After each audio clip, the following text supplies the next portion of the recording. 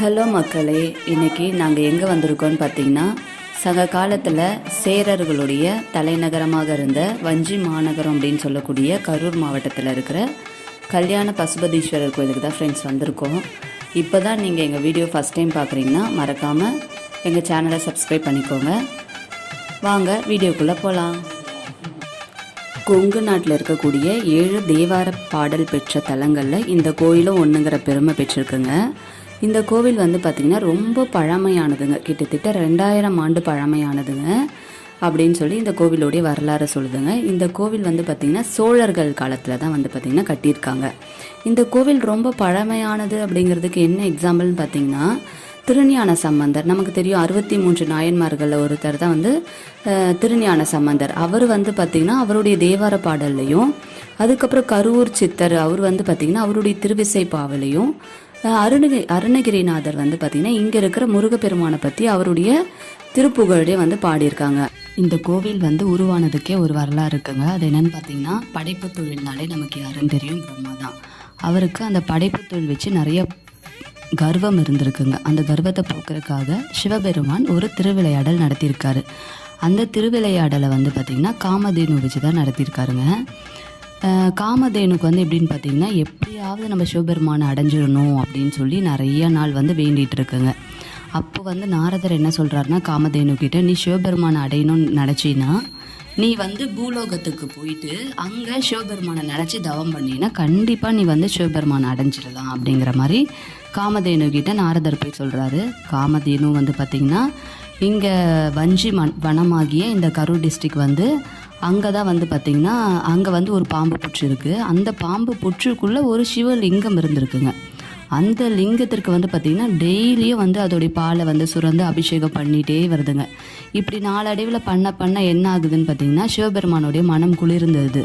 அதனால் சிவபெருமான் என்ன பண்ணுறாருன்னா காமதேனுவுக்கு படைக்கிற திறனை கொடுத்துட்றாரு.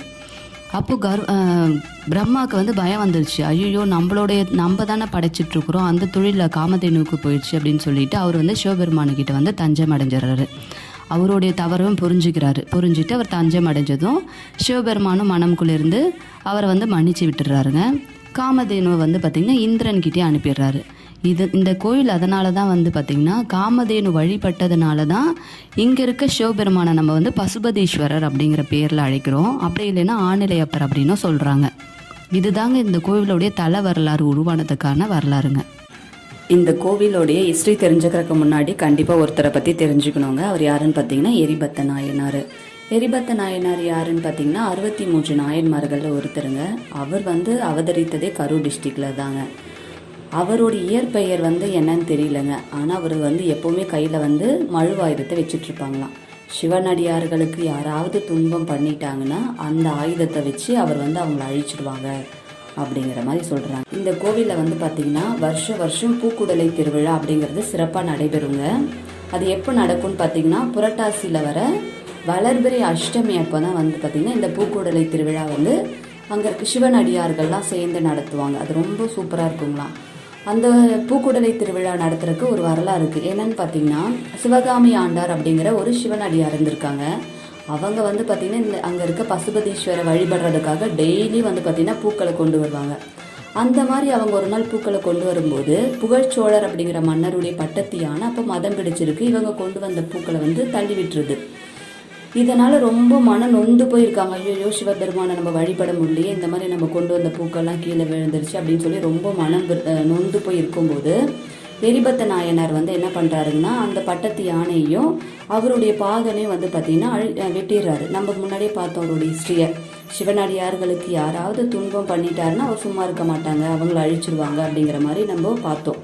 அதே தாங்க இங்கே நடந்திருக்கு. அதை நினைவு கூற விதமாக தான் வந்து பார்த்திங்கன்னா இந்த பூக்குடலை திருவிழா அப்படிங்கிறது சிவனடியார்கள்லாம் சேர்ந்து நடத்துகிறாங்க. இது எல்லாம் நடத்தினது யாருன்னு பார்த்தீங்கன்னா சிவபெருமான் தாங்க. அவருடைய திருவிளையாடல் தாங்க இதெல்லாமே. அவர் வந்து எதுக்காக இதை பண்ணாருன்னா, இந்த சிவனடியார்களுடைய சிவபக்தியை உலகத்துக்கு காட்டுறதுக்காக அவர் நடத்தின திருவிளையாடல் தாங்க இது.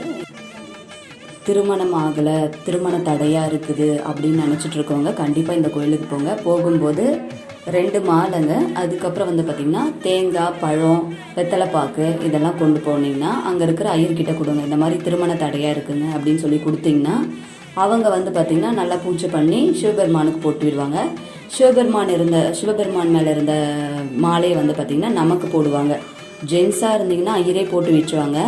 லேடிஸ் போனீங்கன்னா அங்கே இருக்கிற சுமங்கலியை யாராவது வச்சு அவங்க மூலமாக வந்து உங்களுக்கு போடுவாங்க. கண்டிப்பாக இதை போட்டு வந்தீங்கன்னா உங்களுக்கு திருமண தடை நீங்கிடும் அப்படின்னு சொல்லி அங்கே பக்கத்தில் இருக்கிறவங்களாம் சொல்கிறாங்க. நிறையா பேர் வந்து திருமணம் ஆனவாட்டி கூட அந்த கோவிலுக்கு வந்து அர்ச்சனை பண்ணுறாங்க. இந்த மாதிரி திருமண தடை இருக்கவங்க யாராவது இருந்தீங்கன்னா கண்டிப்பாக அந்த கோவிலுக்கு போங்க. கண்டிப்பாக திருமண தடைங்கிறத வந்து பார்த்திங்கன்னா நீங்கிடுவாங்க. இந்த கோவிலுடைய இன்னொரு சிறப்பு என்னன்னு பார்த்தீங்கன்னா அங்கே இருக்கிற கருவூரார் சித்தர் தாங்க. அவர் அவதரித்த தலமும் வந்து பார்த்திங்கன்னா இங்கே தாங்க. அவர் வந்து பார்த்திங்கன்னா பிறந்து வளர்ந்தது எல்லாமே வந்து கரூர் தான் அப்படிங்கிற மாதிரி சொல்கிறாங்க. அவருக்கு வந்து பார்த்திங்கன்னா இந்த கோவிலில் தனியாகவே ஒரு சன்னதி வச்சுருக்காங்க. அங்கே போயிட்டு நிறைய பேர் வந்து பார்த்திங்கன்னா தியானம் பண்ணுறாங்க. ரொம்ப நேரம் உட்காந்து தியானம் பண்ணிட்டு வரலாம். நல்ல அமைதியாக ஒரு நல்ல வைபாக இருக்குங்க. இந்த கோவிலில் வந்து பார்த்திங்கன்னா ராகு கேதுக்குன்னு ஒரு தனியாக சன்னதி இருக்குங்க. நிறைய பேர் இருப்பாங்க. ராகு கேது தோஷம் இருக்குது, மேரேஜ் ஆகலை அப்படிங்கிறவரை நிறைய பேர் இருப்பாங்க. அவங்கெல்லாம் கண்டிப்பாக இந்த கோயிலுக்கு போங்க. அங்கே வந்து விளக்கு போடுறாங்க. ராகு கேது சன்னதியில் போயிட்டு விளக்கு போடுறாங்க. அதில் எத்தனை விளக்கு போடணுங்கிறது நமக்கு தெரியலங்க. அங்கே இருக்க ஐயர்கிட்ட நீங்கள் கேட்டிங்கன்னா அவங்களே சொல்லுவாங்க. இந்த மாதிரி இவ்வளோ விளக்கு போடணும் அப்படின்னா கண்டிப்பாக மனசார வேண்டி போட்டுட்டு வாங்க. கண்டிப்பாக திருமணங்கிறது வந்து பார்த்திங்கன்னா உங்களுக்கு நடந்துருங்க. நிறைய கோவிலில் இருக்க மாதிரி இங்கேயும் வந்து பார்த்திங்கன்னா கோசாலை மடம் இருக்குங்க. அதாவது என்னென்னு பார்த்திங்கன்னா அந்த பசு மடம் அப்படின்னு சொல்லுவாங்க இல்லைங்க, அதான். அங்கே அதுக்கு வந்து பார்த்திங்கன்னா நீங்கள் அகத்திக்கீரை அல்லது வாழைப்பழம் எது வேணாலும் வாங்கி கொடுக்கலாங்க. அப்படியே அந்த கோவிலை வந்து ஒரு 27 வாட்டி சுற்றிட்டு வாங்க. 27 வாட்டி சுற்றிட்டு வந்து 27 விளக்கு போட்டிங்கன்னா திருமண தடைங்கிறது நீங்கிடும். இந்த கோவிலங்க பங்குனி உத்திரம், அதுக்கப்புறம் ஆருத்ரா தரிசனம், பிரதோஷ வழிபாடுங்க, அப்புறம் மகா சிவராத்திரி, இந்த மாதிரி நிறைய விசேஷ நாட்கள்லாம் வந்து பார்த்திங்கன்னா பூஜைகள் சிறப்பாக நடக்குங்க. அப்புறம் சஷ்டி பூஜை, கிருத்திகை பூஜை, இது எல்லாமே வந்து பார்த்திங்கன்னா ரொம்ப சிறப்பாக பண்ணுறாங்க.